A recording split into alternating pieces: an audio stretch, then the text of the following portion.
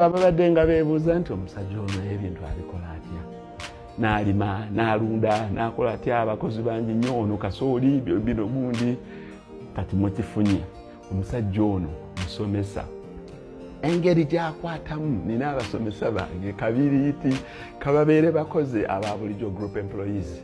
Nze nkwatagana nabo bwe nsanga nga nnyumya n'aba alima oba abalongoosa, oyinza okulowooza nti nnyumya na minisita, kubanga olubeerera wekkakkanye ng'okke wansi.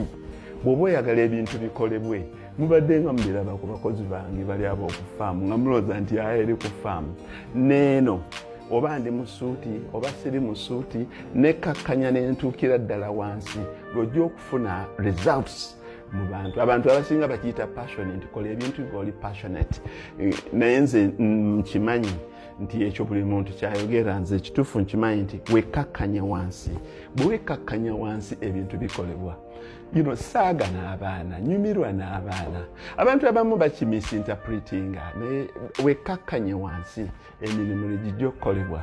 Era nze nyumiddwa obusomesa emyaka 30 ngenda mu 35.